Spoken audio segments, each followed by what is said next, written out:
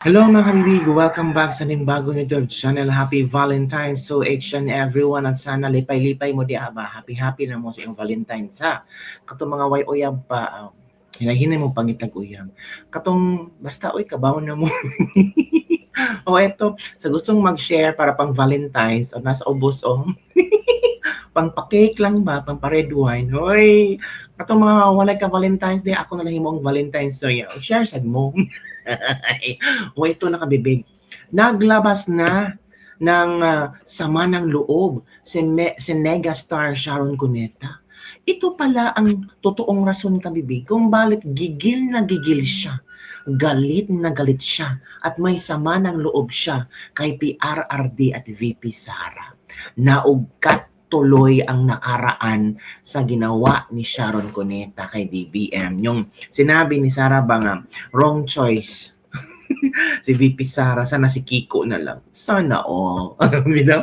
So yun kabibig, naugkat tuloy at ilalam ng mga netizen kung ano ba talaga, kung bakit ganun kagigil, ganun ang galit ni megastar Sharon Cuneta. Well, disclaimer lang, opinion lang natin ito, obserbasyon lang natin ito, na may gigil talaga, may sama ng loob si Sharon Cuneta kay VP Sara. 'Di ba? Pwede namang hindi yan sabihin yung statement niya na wrong choice na VP.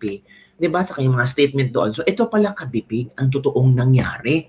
Hala, may totoong nangyari pala. Ay oo kabibig. May totoong nangyari kung bakit gigil na gigil si Negastar. Negastar na ang tawag ng mga netizens sa kanya. Ito i-share ko lang ha. Galing ito sa unofficial Bato Solid supporters. I-share ko lang sa inyo at maybe may alam din kayo na baka na-interview si Shawi at ito yung sinasabi niya. So i-share ko sa inyo mga kabibig kung ano ang gigil at sama ng loob. Ito pala yun Tuwang-tuwa kami nung inendorso siya ng Pangulo at ni Inday Sara. Tapos nagulat kami, pati ang kalaban niya ay inendorso rin. May narinig ba kayo sa amin kahit nasaktan kami? Wala. Doon pala kabibig. Basahin natin ha. Sharon Cuneta naglabas ng sama ng loob sa mga Duterte. Ibinahagi ng singer na si Sharon Cuneta ang kanyang sama ng loob sa mga Duterte na nag-ugat sa umunoy ginagawang pambabatikos ng mga DDA sa kanyang pamilya. Sa isang pahayag, sinabi ni Cuneta na kasama rin sa kanilang kinasasama ng loob ay ang tila pagtataksil ng mga Duterte sa kanila nung tumakbo ang kapatid ng singer na si Chet Cuneta sa pagkaalkalde. Ayon kasi kay Sharon Cuneta, mismo ang mga Duterte ang naghimok sa kanyang kapatid na tumakbo sa pagkaalkalde ng Pasay.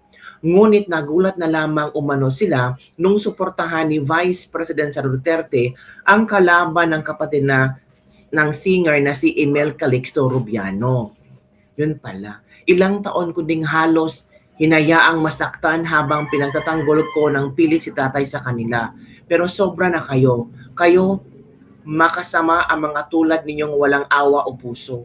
Ilang beses na kaming nasaktan. Napakasama ko namang asawa at ina pag hinayaan ko pa na magpatuloy yung nakasmile lang lagi. Hindi ko na kaya. Ito pala yung nangyari. The script was delivered. The audience has gone chaos and the scriptwriter dies laughing watching the drama. But later on, the scriptwriter, the reader, and other characters involved will be struck by karma and the audience will dies laughing at them. Megastars actingan from Never Again to Why Not. And the winner is the drama queen. Another scene of dramatic queen so desperate. Best actress goes to the Megaplast. And the winner is the Megastar teens Sharon Kunuta. Yun ang mga komento naman. Yun pala ang nangyari kabibig. So may karapatan din si Sharon na magalit sa mga Duterte, yun ba? Ganun talaga ang politika eh. Kung labanan ito ng paninindigan. Labanan ito na kung sino ang pipiliin ng tao. Kahit kung sino pa nag-endorso sa'yo, kung hindi ka talaga kapili-pili, kung hindi talaga maganda ang background mo ng pagsiservisyo sa sambayan ng Pilipino, hindi ka talaga mananalo. Gaya ni Kiko, tumakbong vice-presidente. Hindi nagustuhan ng tao kahit sinasabi lang maganda daw ang background ni Kiko. Sabi naman ni Sharon pero bakit hindi pinili bilang vice-presidente?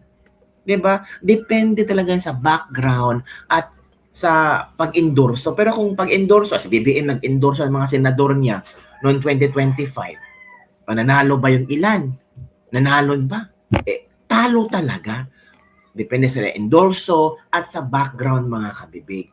Kung talagang si megastar Sharon Cuneta ay may samang loob at galit sa mga Duterte, sana nag-open up siya kina Sara. Kasi sabi niya ate Sharon ang tawag ni VP Sara sa kanya. Kung ate or si kapatid ang turing ni Sharon kay VP Sara, sana ganun din ang turing ni Sharon kay VP Sara at Sara to Sharon. So, open up. Di ba pag magkapatid, open up kayo sa mga nararamdaman. Tapos, si Sharon, palagi sa tatay Digong, tatay na si Digong. Dapat nag-open up siya na nasaktan sila para mahanapan ng solusyon. Hinayaan lang ni Shawi ang mangyari kabibi. Ganun ang nangyari ngayon. Ito pala ang totoong ang rason kung bakit sama ng loob si Sharon. Well, based yan sa mga interview daw. Tapos sabi na, oo nga, okay, ganun ang pangyayari ni Sharon, nasama ang loob niya. Bakit nung kasagsagan ng 2022 election, si BBM, bakit inaway ni Sharon? Bakit iba ang estilo ni Sharon sa pag-atake kay BBM? May ebidensya ba tayo kabibig?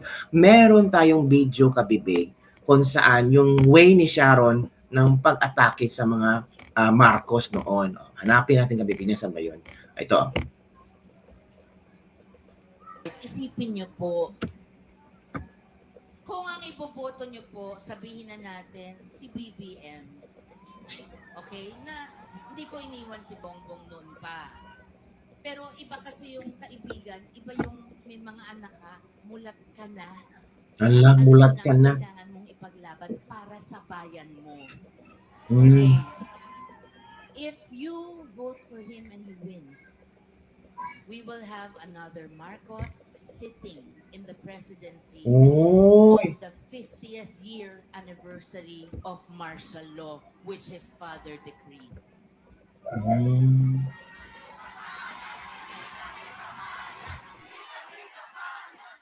Mabuti na nga ang lugaw ni Ma'am Lenny kesa sa nakaw ng iba.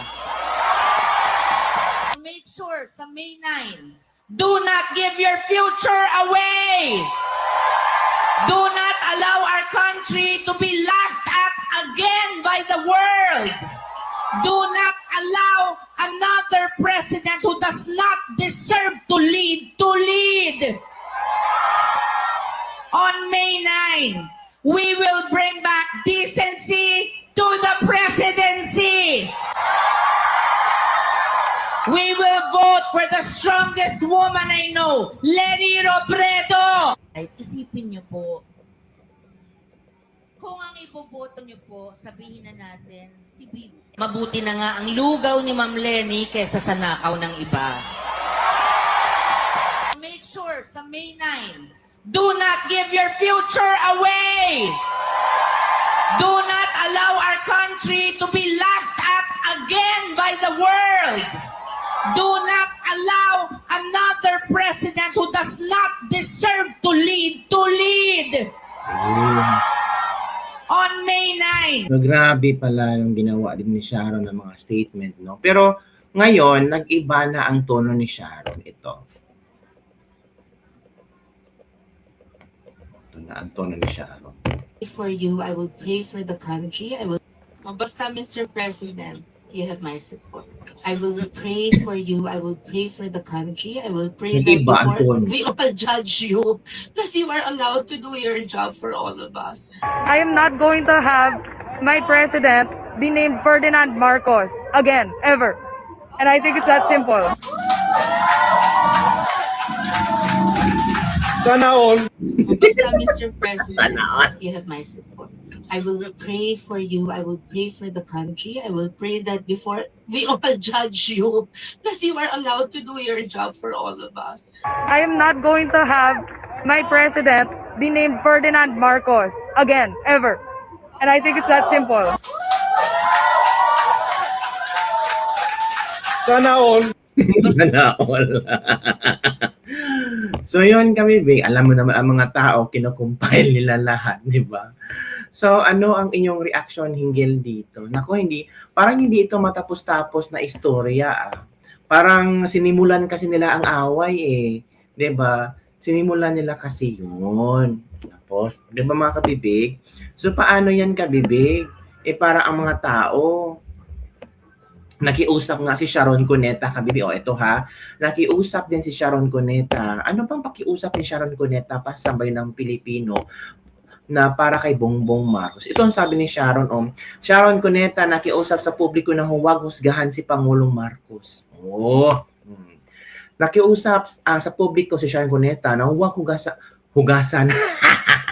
hugasan talaga. Huwag husgahan. Hugasan na natin si Marcos. Para yung dumi niya mawala. Magbintahan na to yung husgahan si Pangulong Marcos. Ibinahagi ni Megastar Sharon Cuneta ang kanyang madamdaming mensahe para kay Pangulong Ferdinand Bongbong Marcos Jr. sa publiko. Sa isang mensahe ni Cuneta sa publiko, na sanay huwag nang husgahan si Marcos at hayaan na lamang itong matapos ang kanyang trabaho. Let us let the President do his job and complete his work before we allow ourselves to judge him. It is our country we need to prioritize now. Ito naman ang komento ng ating mga netizen. From 262631, from Sharon Cuneta to Maleta, Mega Paldo sa plastikan, pakauaw ka lang, from Jojo, o from Cecilia Saab-Cuzari. Ang dami ng problema, dumagdag pa to. Naku, Ate Shawi, wag ka na lang pakialam, parang hindi ka mabatikos tuloy sa mga tao, from Renato Eslem. Wala ka namang kwenta para paniwalaan ka ng mga Pilipino, from Maar Guando. Tandaan, di mananalo si Buslot Marcos kung wala si Sara D. Arayco. Base na ay 30% ani, from Chin Eliawi. Sip-sip ang mali ka ng pinapanigan kung magsharong ka na lang dyan din kaya, from Jake Yambao Barrel. Sharon, tae mo. Paglaos talaga, hanap ng ingay para mapag-usapan, from Rene Barata. Kung kailan tumanda si Sharon sa naging trapo, from Kudax. Ilang milyon kaya endorsement fee ni Xiao Xiao, from Edwin Horing. Akala niya makakatulong ang pakiusap niya, sobrang laos na siya, Pero mali naman yung pakiusap ni Sharon. Bakit? Ito yung views ko, kabibig, Kung hahayaan natin si Pangulong Bongbong Marcos na matapos ang kanyang trabaho, okay lang, gawin niya ang kanyang trabaho, pero yung mga corruption, dapat pag-usapan na yan. Isa sa mga trabaho ni BBM, ang imbestigahan itong corruption sa kanyang termino. Kung magagawa yan ni BBM, palakpakan namin siya. Pero kung wala, dudurugin siya ng sambayan ng Pilipino. Sharon, may karapatan ang mga taong husgahan si BBM kasi pang-4 na taon na siyang umupong presidente at walang nakikita ang mga tao na magandang ginawa, magandang achievement si BBM. So hanggang 6 years, hayaan lang natin si BBM gagawang trabaho tapos walang ginawang trabaho. Yung mga ginawang BBM trabaho, minor works lang yan. Walang nakikitang bagong projects pero lumulubog tayo sa utang. 17 trillion na ang utang ng Pilipinas. Tapos kumusta ang proyekto? Meron ba? So, hindi kami mag-judge kay BBM. Hindi kami magsasalita na okay lang yan. Go BBM. Kasi sabi ni Sharon, wag nating husgahan ang Bongbong Marcos. Go lang BBM. Yun ang gusto mo, Sharon. Parang kami tanga. Meron kaming karapatang maghusga. This is our freedom to express kung ano ang nararamdaman namin sa gobyerno ni BBM. Sawang-sawa na kami. Gutom na ang mga Pilipino. Unemployment. Grabe ang as in, sobra, Sharon. Diba? Hindi mo alam to, Tita Shawi. Dapat alam mo to kasi politiko yung asawa mo Dapat sana ikaw yung advice kay Kiko. Kasi ngayon ay maka-BBM na tayo. Suportahan mo si BBM, magbigay ka ng advice tungkol sa flood control project anomalies. Yung asawa mo, nakisaw-saw ba? Dapat makisaw-saw siya kasi politiko siya. Siniswelduhan siya ng sambayan ng Pilipino para tulungan ang presidente na itong problema sa flood control anomalies ay masolusyonan. Pero wala, tahimik sila.